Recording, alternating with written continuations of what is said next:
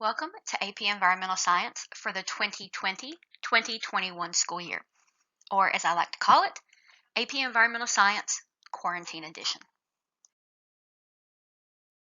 Hello, I'm Miss King. I've had the opportunity to meet some of you during your freshman year, but for those that I haven't, I can't wait until we're able to be face-to-face again. Let me quickly tell you a little bit about my education and who I am.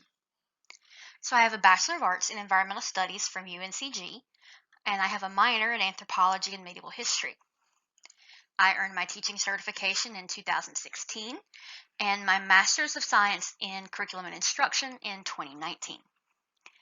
Before coming to the STEM Early College, I worked a lot at UNCG as a personal tutor, specifically in the science department for biology, anatomy, physiology, also geography, anthropology, and Spanish. I was a supplemental instruction leader for biology from 2012 to 2013. And I've been a STEM early college teacher since 2014.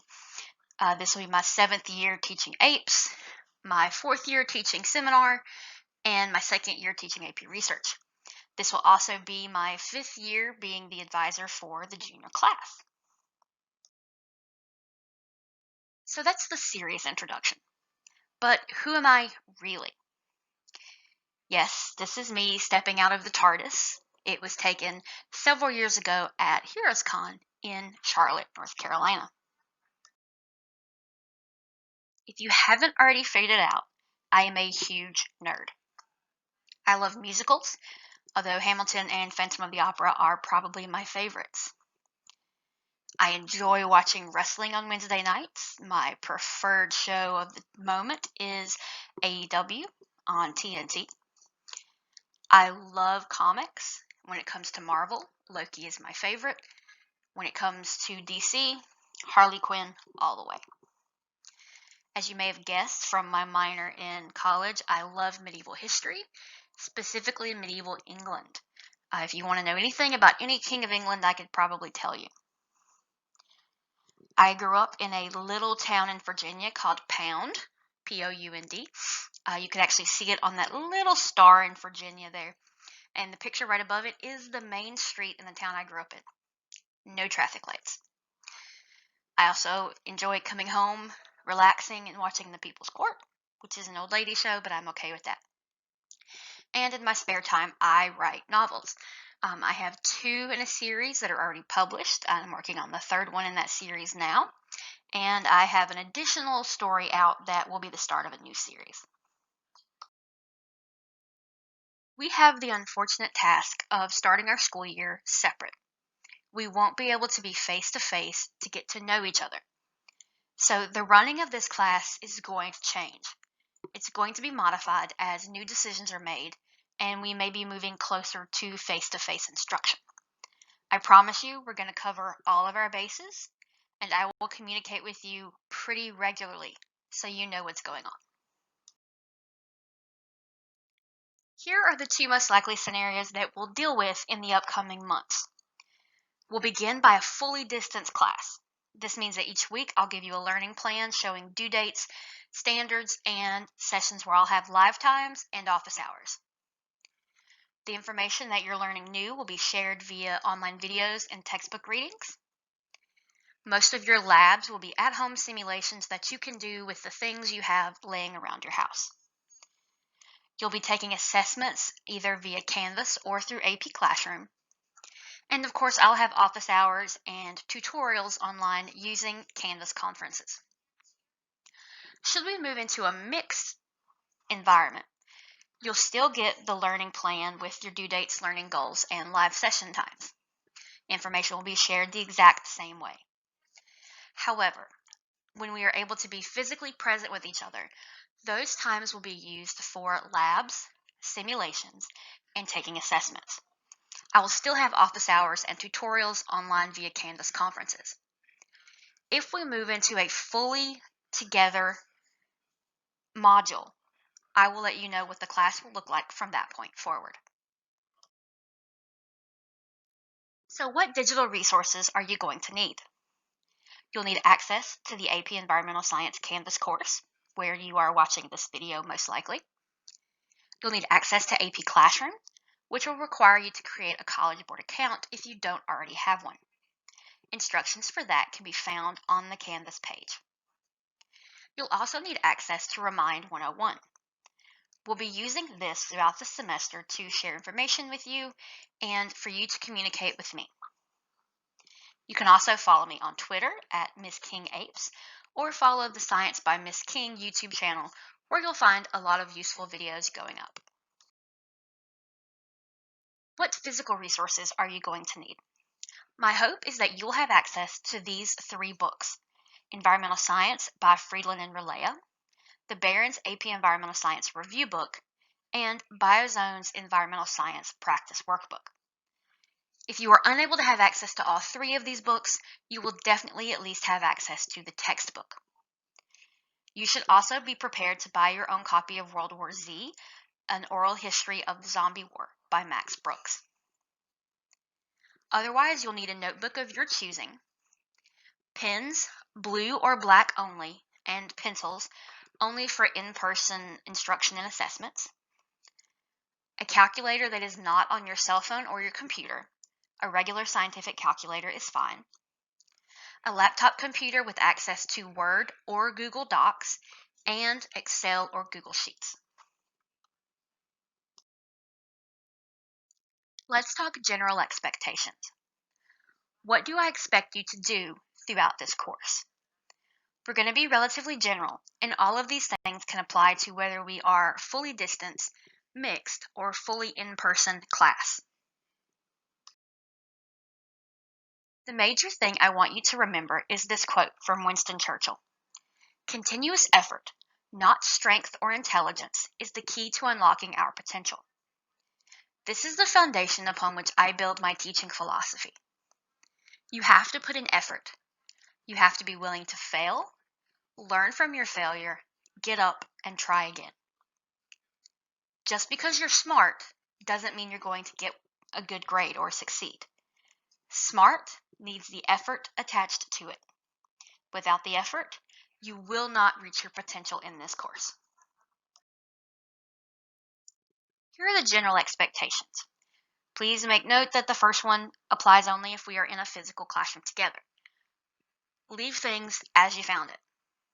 Your mom doesn't work here, and I'm not your maid. I'm going to ask you to exhibit maturity and restraint.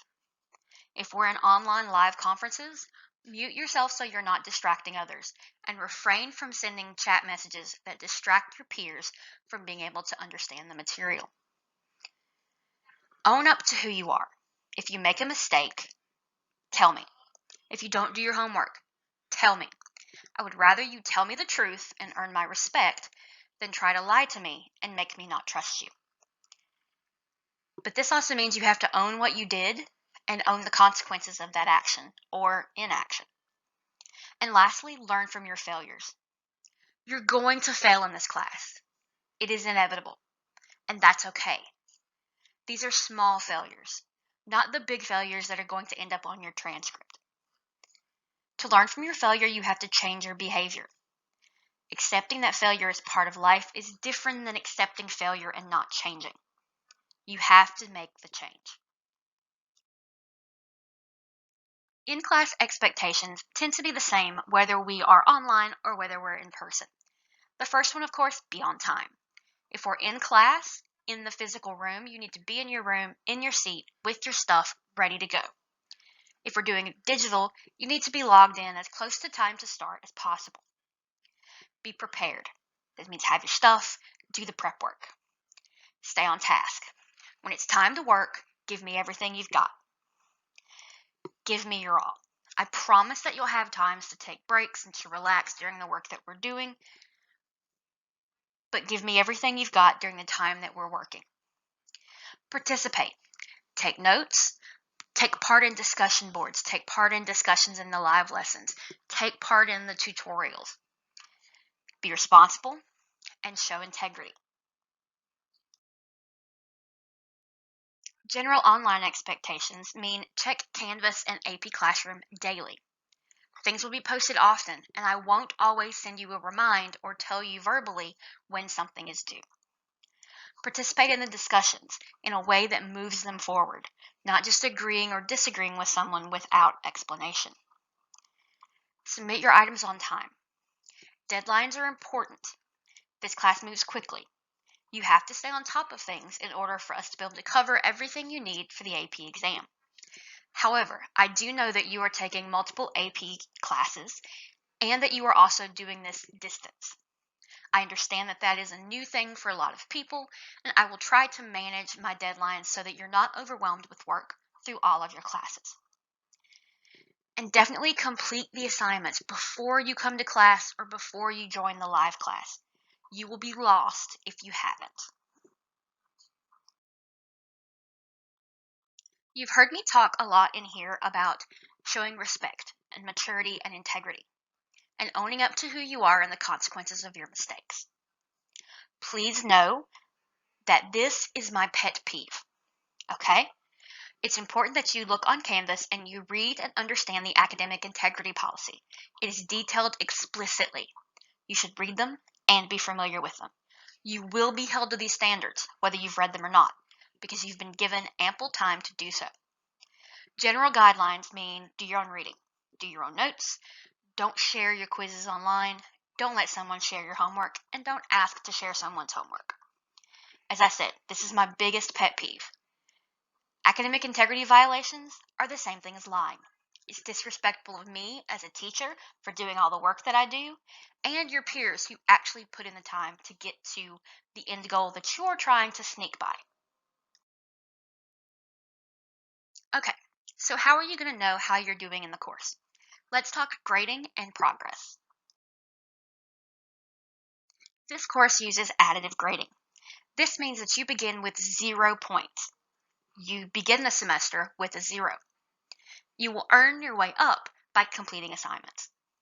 You have a total of 7 grades that will be listed in PowerSchool. However, I will keep a running tally of all the individual scores that make up those larger grades. The only bonus points that you see will come from those that are built into tests, quizzes, and other assignments. As you note, you'll see you have 7 total grades for the semester. Your book project, the average grade for each unit, reported as an average of all the assessments, and your final exam. The project and the 5 learning units make up 80% of your grade, which is GCS required quarter weights. That's quarters 1 through 4, 80% of your final grade. Your final exam will be 20%. Please note that the only assignments and assessments that are curved are your midterm and your final exam, because they are actual AP mock exams. Roughly every 3 weeks, I will send home a progress report where you can see how you're doing so far. This will tell you where you are in the course based on how many points have been available, as well as what your potential highest grade could be. Please note that at the end of the first semester, once you take your midterm, if it helps you, it will replace your lowest grade from the first semester. Your final exam can be used to replace your lowest grade in the second semester if it helps you. Since we're talking about effort and growth, it's important that you understand that you are not going to get everything right on the first attempt of anything. The first attempt is never perfect. So major assignments and demonstrations of learning in this class, such as unit tests, written projects, or lab assignments, will not receive a grade on the first attempt. First attempts will receive feedback and a score based on how close you are to meeting all of the standards and all of the components of the assessment. You will receive a 90 if it's complete, meaning you get most of the requirements right. A 75 if it's partial, meaning you meet some of the requirements, but there are several areas for improvement. Get a 50 if it's incomplete, meaning you turn something in, it meets a few of the requirements, but it needs large-scale improvement. Or a 0, meaning you didn't turn it in, or it doesn't meet any of the requirements of the assignment. After receiving your feedback, you'll have a chance to address those revisions, including retaking a test, either alone or collaboratively based on your instructions, and resubmit the assignment. The revision attempt will be the one that gets graded. Here are some general work and deadline expectations. I don't take late work. You'll have plenty of notice of due dates and when things will be turned in. Be prepared for about 45 to 60 minutes of homework. This includes watching the video, reading assigned texts, and taking notes on those. If you're taking longer than 60 minutes to complete the homework, especially just watching the videos and taking notes from the textbook, please let me know so we can streamline the process for you. And remember, when we're in class ready to go, be in your seat, have your phone turned off and put away, and have all of your things ready. When it comes to an online class, please have your phone put away so it's not distracting, and be ready to participate. What is learning in APES going to look like? You'll be doing a lot of case studies or problem-based learning. Part of this includes your book study and your Minute to Midnight project. We'll do hands-on or simulation labs. Some of these may be done at home. You should prepare for about one lab a week. We'll have presentations, mock trials, and debates, typically 3 to 4 of those over the school year. It's required group participation.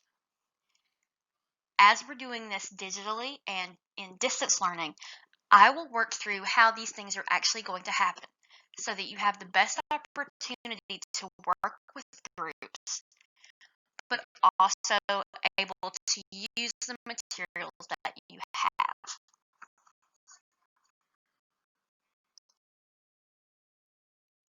Okay, so how are we going to do all of this virtually? It feels like it's overwhelming, and I understand that. It's not going to be easy or comfortable, but we'll do it together. Here are the best ways you can do it. Stay on top of things. Ask questions. Share your concerns, fears, or troubles. Participate in the live classes. Use Google Hangout, Discord, Zoom, or other methods to communicate with your peers or project partners. Talk to me via email, through Canvas message, or Remind. Be prepared to struggle, to be uncomfortable, and to fail. It's okay. And balance your schedule and take care of your mental health. If you need assistance, please contact Miss Noel. Okay, so now that we have all of that out of the way, what should you do now? These are your next steps to getting started. Now, you should read your syllabus in its entirety and review the following material in the Important Information and Resources module. Check the document that says College Board Units and Standards. This tells you all of the practices and major topics we're going to cover for the semester. Read the section labeled Laboratory Information and the section including Grading Information. Once you've done that, review the Getting Started module and complete the following assignments: the Student Information Form, the Plagiarism Quiz, and the Syllabus Quiz. The Plagiarism and Syllabus Quiz can be done multiple times until you get a 100 on it. Please take the opportunity to do this. It's an easy way to start your semester off strong. That's it. That's your introduction to APES Quarantine Edition. If you have questions, please feel free to send me a message on Remind, via email, or through Canvas. And remember, climate change is real, vaccines work, and the Earth is round.